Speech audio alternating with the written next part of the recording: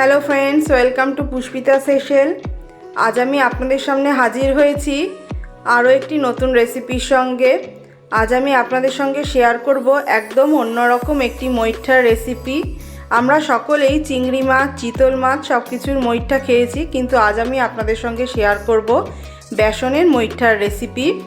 এর জন্য প্রথমেই আমার লাগছে বেসন। এখানে আমি 150 গ্রাম বেসন নিয়েছি। এবার এর মধ্যে দিচ্ছি আমি পরিমাণ মতো নুন, 3টি কাঁচা লঙ্কা কুচি, 1 চামচ গ্রেট করা আদা, একটি মাঝারি সাইজের পেঁয়াজ কুচি ও হাফ কাপ কুচনো ধনে পাতা, আর দিয়ে দেবো 1 চামচ চাট মশলা। দিয়ে চামচের সাহায্যে আমি এটাকে ভালো করে একটু নাড়াচাড়া করে নেব।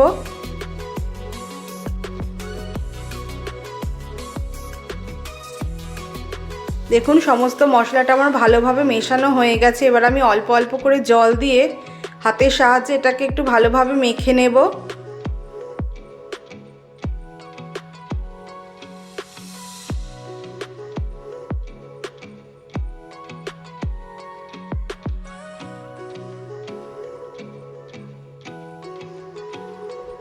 দেখুন, এটা আমার ভালোভাবে মেখে নেওয়া হয়ে গেছে। এবার একটি প্লেট নিয়ে তার মধ্যে আমি একটু সর্ষের তেল দিচ্ছি, দিয়ে হাতের সাহায্যে প্লেটের গায়ে ভালোভাবে সর্ষের তেলটা মাখিয়ে নেব।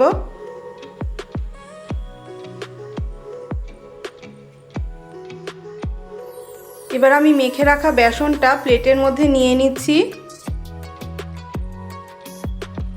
নিয়ে হাতের সাহায্যে ভালোভাবে ছড়িয়ে নিলাম। নিয়ে একটি ছুরি দিয়ে আমি এটাকে কেটে নিচ্ছি, লম্বা লম্বা করে কেটে একটু আলাদা করে রাখছি।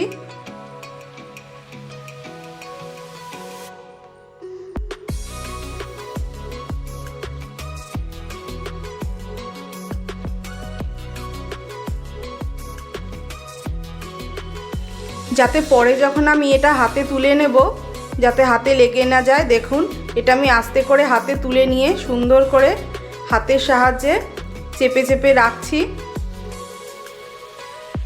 একইভাবেই সমস্তটাই আমি করে নেব। এবার একটি পাত্রে আমি ভালোভাবে জল ফুটিয়ে নিয়েছি। নিয়ে একে একে মুইঠাগুলো ওর মধ্যে দিয়ে দেব।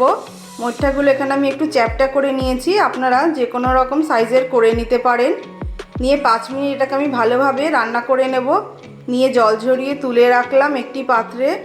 এবার একটি প্যানের মধ্যে আমি সর্ষের তেল দিয়ে তেলটা গরম করে নেব। নিয়ে একে একে মুইঠাগুলো ওর মধ্যে দিয়ে 5 থেকে 7 মিনিট উল্টিয়ে পাল্টিয়ে খুব ভালোভাবে এটাকে ভেজে নেব।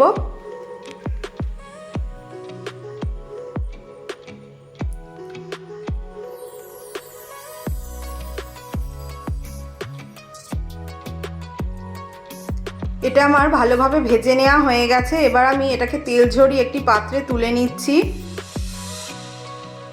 নিয়ে ওই তেলের মধ্যে আমি একটি আলু ছোট ছোট করে কেটে সেটাকে ভালোভাবে ভেজে নেব লাল করে।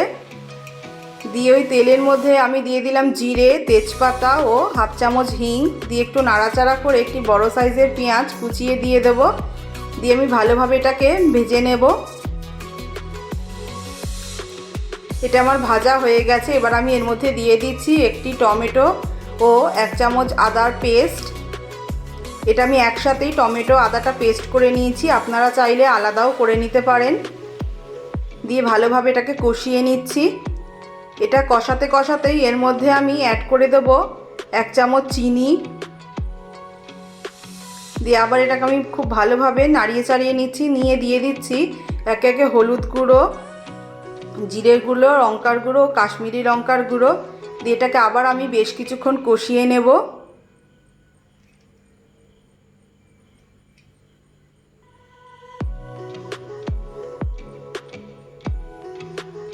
বেশ কিছুক্ষণ কষানোর পর এর মধ্যে আমি দিয়ে দিলাম খানিকটা ধনে পাতা কুচি। দিয়ে আবার এটাকে আমি খুব ভালোভাবে নাড়াচাড়া করে নিচ্ছি। নিয়ে এর মধ্যে আমি খুব সামান্য একটু জল অ্যাড করে মশলাটাকে খুব ভালোভাবে কষিয়ে নেব, যাতে মশলাটা পুড়েও না যায় অথচ খুব ভালোভাবে কষানোও হয়। এবার আমি এর মধ্যে দিয়ে দিচ্ছি 1.5 কাপ জল। দিয়ে একটু খুব ভালোভাবে এটাকে নাড়াচাড়া করে নেব। নিয়ে একটু ফুটতে দেব।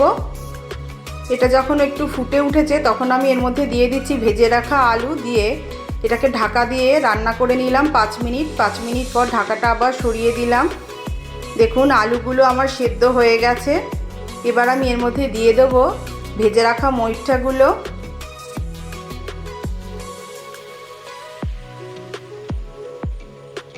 মুইঠাগুলো দিয়ে আমি এপাশ ওপাশ উল্টিয়ে দিচ্ছি, দিয়ে আবার মাঝারি আছে এটাকে ঢাকা দিয়ে 10 মিনিট রান্না করে নেব।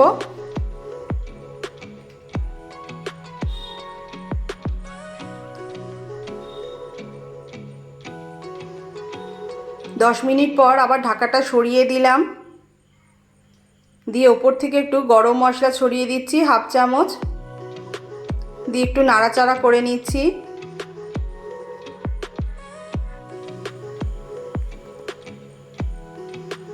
নিয়ে গ্যাসটা বন্ধ করে আমি আরও 5 মিনিট এটাকে রেখে দেব। দিলেই তৈরি হয়ে গেল আমার বেসনের মুইঠা। এবার এটা আপনারা গরম গরম ভাত, রুটি, লুচি সব কিছুর সাথেই পরিবেশন করতে পারেন। রেসিপিটি কেরম লাগলো অবশ্যই কমেন্ট করে জানাবেন। যদি ভালো লেগে থাকে লাইক ও শেয়ার করতে ভুলবেন না। নতুন নতুন রেসিপির জন্য চ্যানেলটিকে তাড়াতাড়ি সাবস্ক্রাইব করে ফেলুন। দেখা হবে আবার অন্য ভিডিওতে।